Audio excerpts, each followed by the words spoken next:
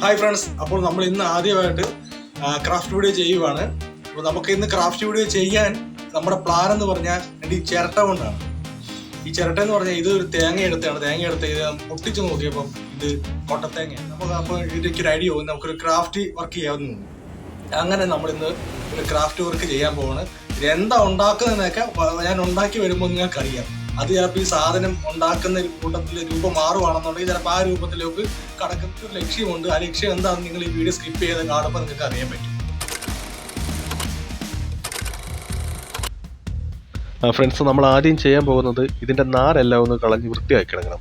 ചിലർ നല്ല ക്ലീൻ ആക്കി എടുക്കണം.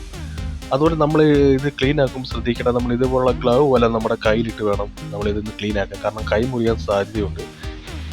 അതുപോലെ സൂക്ഷിച്ച് നമ്മുടെ കയ്യിലിരിക്കുന്ന എന്തെങ്കിലും ഇതുകൊണ്ട് ടൂൾസ് കൊണ്ട്, ഞാൻ കത്തിയാണ് ഉപയോഗിച്ചിരിക്കുന്നത്, അതുകൊണ്ട് നല്ലതായിട്ട് ക്ലീൻ ആക്കി എടുക്കുക. നമ്മുടെ ടൂൾസ് ഇതൊക്കെയാണ് ഫ്രണ്ട്സ്. നമ്മളിത് രണ്ടും വൃത്തിയാക്കി എടുത്തിരിക്കുകയാണ്. ഇനിയിപ്പോൾ ഇതിൻ്റെ മേലോട്ട് ഒട്ടിക്കാം. അതുപോലെ നമ്മൾ ഒട്ടിച്ച് ചേർക്കുന്നതിന് മുമ്പ് നമുക്ക് ഇതിൻ്റെ രണ്ട് സൈഡിൽ ഹോൾ ഇടണം. അപ്പോൾ നമ്മൾ ബാക്കി ഭാഗത്താണ് ഇതിൻ്റെ ഹോൾ ഇടുന്നത്. നമ്മളന്ന് ഹോൾ ഇട്ടിട്ട് ഇതിന് മേളിൽ ഇതുപോലെ നമുക്ക് ഒട്ടിച്ച് ചേർത്ത് വെക്കാം. നമ്മൾ ഉപയോഗിക്കുന്ന മെഷീൻ ഇത് വെച്ചാണ് നമ്മൾ കട്ട് ചെയ്യുകയും അതുപോലെ തന്നെ ഡ്രില്ല് ചെയ്യാൻ ഉപയോഗിക്കുന്ന മെഷീൻ ഇതാണ്.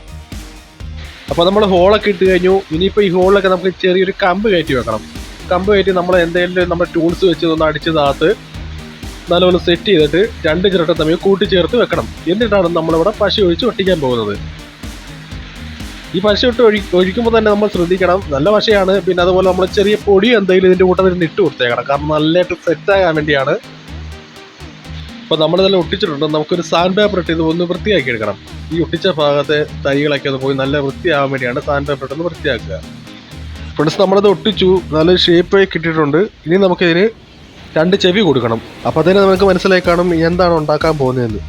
ചെവി കൊടുക്കണമെങ്കിൽ നമുക്ക് ഈ ചിരട്ടയൊന്ന് നമുക്ക് രണ്ട് പീസ് കട്ട് ചെയ്ത് വെക്കണം. ഇതുപോലെ നമ്മൾ ഒന്ന് വരച്ചെടുത്തിട്ട് അത് നല്ല ഷേപ്പിലൊന്ന് കട്ട് ചെയ്തെടുക്കുക.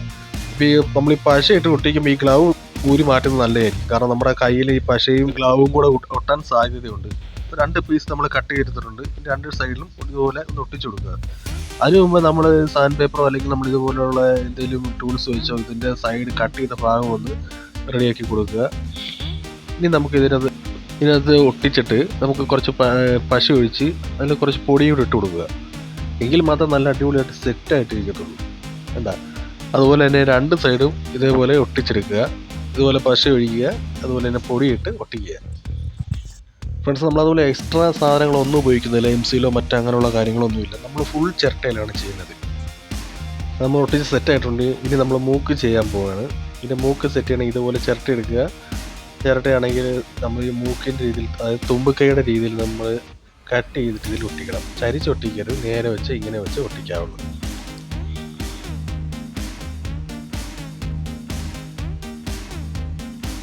ഫ്രണ്ട്സ്, നമ്മൾ ഇത് ഒട്ടിച്ച് കഴിഞ്ഞു. രണ്ട് ചെവി ഒട്ടിച്ചു, തുമ്പൊക്കെ ഒട്ടിച്ചു. അപ്പോൾ നിങ്ങൾക്ക് മനസ്സിലായല്ലോ സംഭവം എന്തുവാണ്.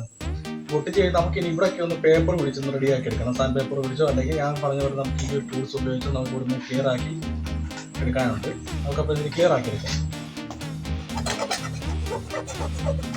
ഫ്രണ്ട്സ്, നമുക്കിനി രണ്ട് സൈഡിലും കണ്ണ് വെക്കണം. കണ്ണ് വെക്കാൻ ചിരട്ടിട്ട് ചെറിയ പീസാണ് ഞാൻ കട്ട് ചെയ്തെടുത്തേക്കുന്നത്. അത് നമുക്ക് രണ്ടിടത്ത് ഒട്ടിച്ചു കൊടുക്കാം.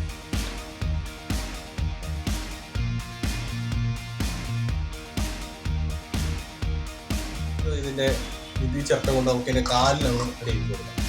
കാല് നമുക്ക് ഇവിടെ ഇതുപോലെ ഒന്ന് സെറ്റ് ചെയ്ത് കൊടുക്കാം ചേർത്ത്. അതേപോലെ ഇപ്പുറത്തെ ഈ കാല് നമുക്ക് ഇതുപോലെ ഒന്ന് സെറ്റ് ചെയ്ത് കൊടുക്കാം. നമുക്കിനി ഇവിടെ ഇങ്ങനെ ഒട്ടിച്ചു കൊടുക്കാം. ഇനിയിപ്പോൾ കുറച്ച് പൊടിയും കൊണ്ടിട്ട് പശ വെച്ച് നമുക്ക് ഒട്ടിച്ചു കൊടുക്കാം. അപ്പോൾ ഒട്ടിക്കാൻ ശ്രദ്ധിക്കുക, നമ്മുടെ കയ്യിലും കാലിലും വീഴാൻ ശ്രദ്ധിക്കുക. അതുപോലെ ഈ പശയാണ് ഉപയോഗിക്കുന്നത്. എൻബോർഡ് നിട്രോ എന്ന പശയാണ് നമ്മൾ ഉപയോഗിക്കുന്നത്.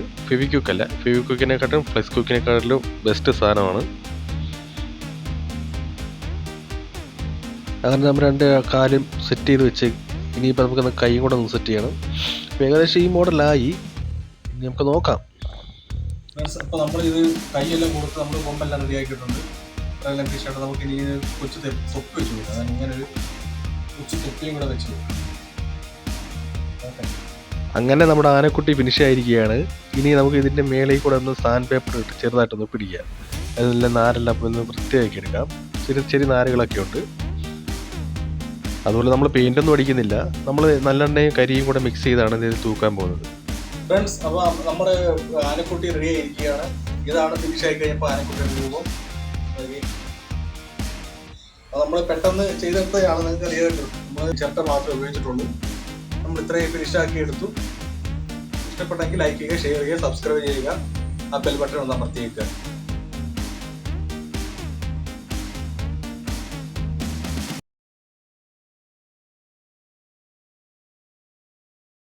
നമ്മുടെ ഗിഫ്റ്റിനായുള്ള ചോദ്യം ഇതാണ്: ക്രാഫ്റ്റ് വർക്കിന് വേണ്ടി ഞാൻ യൂസ് ചെയ്ത ഗം ഏതാണ്? അതിന്റെ പേര് ഞാൻ പ്രത്യേകം അതിനകത്ത് പറയുന്നുണ്ട്.